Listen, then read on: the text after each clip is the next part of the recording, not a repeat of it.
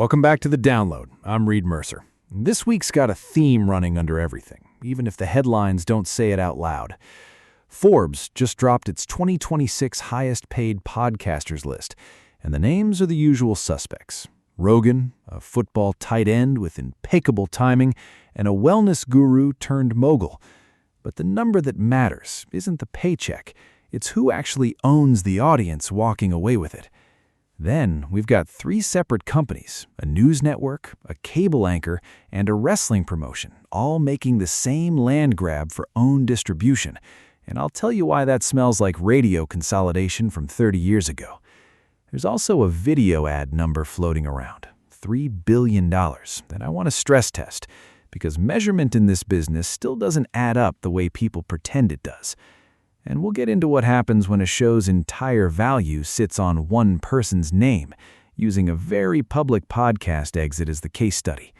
Follow the money. That's the whole approach today. So, let's start where the money actually landed first, the 2026 earnings list, and what it's really telling us.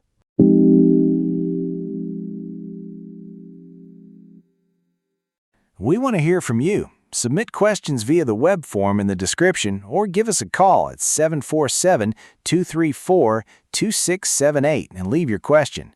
Don't be shy, our AI assistant makes it super easy.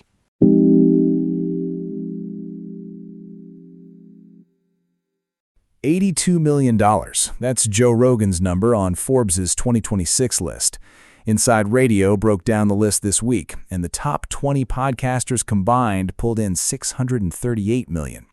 Follow the money, though, because Rogan topping the chart isn't the real story here. The real story is Travis Kelce. Sports reported this week that New Heights posted numbers timed to Chiefs training camp, and that tells you everything about where the value actually sits. It's not the show driving the audience, it's the athlete. Kelce could walk to a different feed tomorrow, and the audience walks with him. Compare that to Jay Shetty. Forbes' Matt Craig reported the wellness guru turned mogul signed a deal worth roughly $100 million with Spotify and Netflix, but the structure matters more than the headline number. How much of that is guaranteed, and how much is tied to hitting targets on what Shetty calls his conscious empire? That's a margin question. Executives should ask which portion the network is actually on the hook for. Then there's Joe Budden. Matt Craig's Forbes piece on Budden this week lays it out. His whole pitch is that he doesn't trust big media companies with his career, so he built his own operation instead. Budden kept ownership. He didn't cash a platform check and hope the audience showed up wherever the platform pointed them. 3 models, 3 different vets. Rogan's the brand who commands top dollar wherever he sits. Kelce's the athlete whose value depends on where he's standing this season. Budden's the operator who owns the pipe.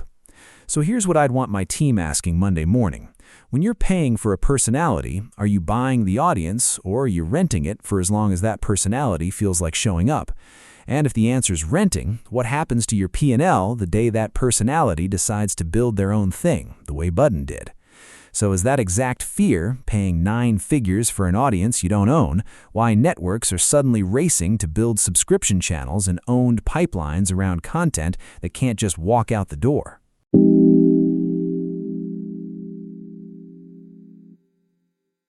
Critical pacing question just got literal. 3 plays landed this week, all chasing the same asset, owned distribution. Start with ABC.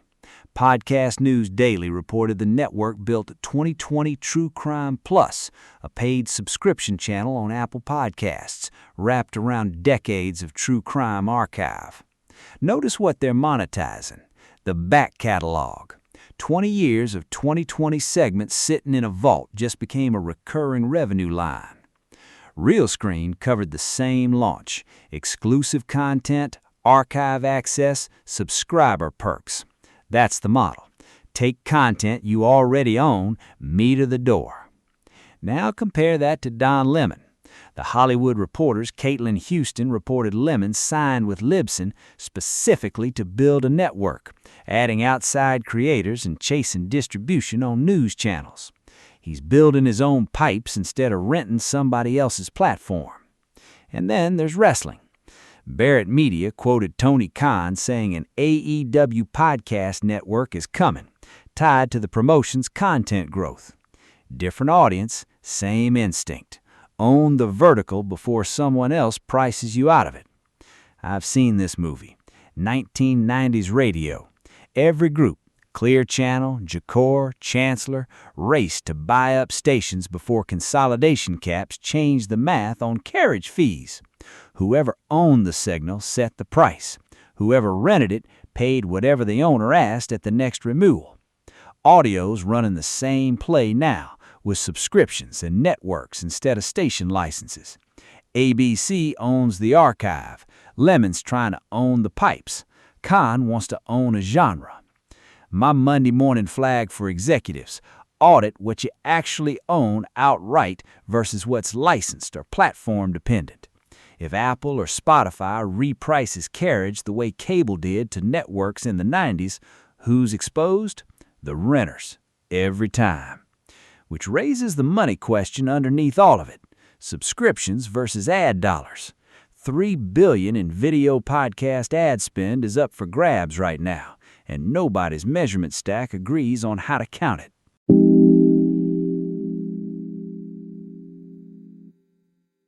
Now, flip that on its head. $3 billion.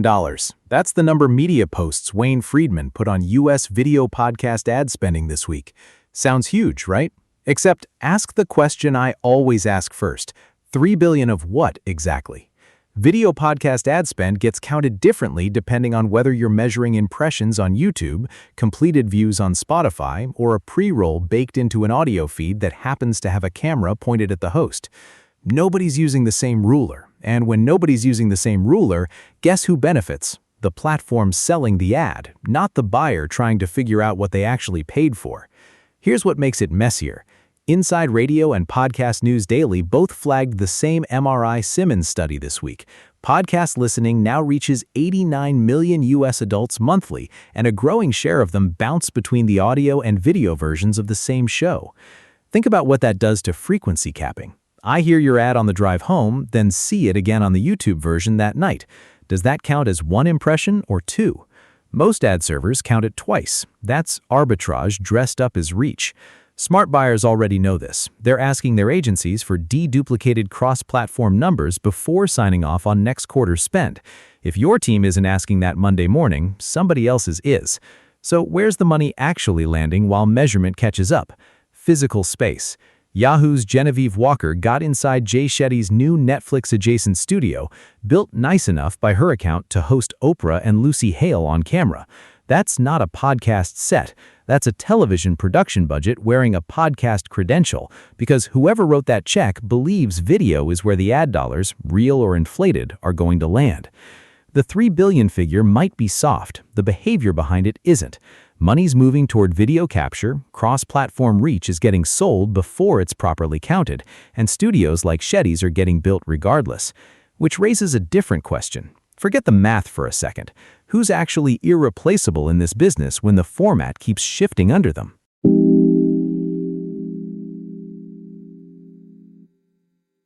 Speaking of talent risk, look at 90210MG this week. Tori Spelling's out. Jenny Garth is finishing the last 2 seasons of the Beverly Hills 90210 Rewatch podcast solo. Just Jared broke the exit, and Yahoo's Ryan Hudgens and Mike Volpo confirmed Garth is carrying on without her. Entertainment Weekly quoted Garth directly, "We started this together." That's not just a wistful line for a magazine. A rewatch show like this is joint custody of a brand. 2 hosts, 1 shared nostalgia asset, split 50-50 on the thing people actually tune in for. So when one half walks, what happens to the ad reads already sold against both names? That license probably runs through a network deal, not a handshake between friends. Nobody's publishing that contract language, but somebody at that network is rereading it this week. Meanwhile, over at OpenAI, Sam Altman floated what Fortune, via Morning Brew, called a cool use case for ChatGPT, a daily AI-generated podcast about your own kids. The replies were brutal. One person basically asked why anyone would want a robot's take on their own child. That reaction tells you exactly where synthetic audio hits its ceiling in this business. Nobody's subscribing to a formula. They're subscribing to a person.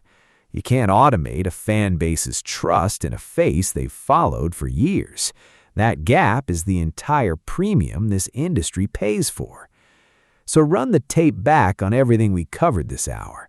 Rogan's number, Shetty's deal, the ABC subscription push, the ad spend fight. Every one of those valuations assumes a specific human being shows up next week.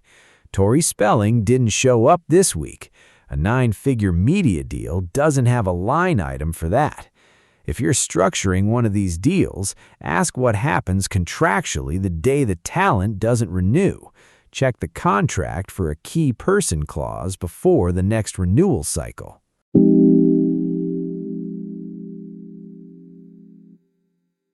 So that's the download.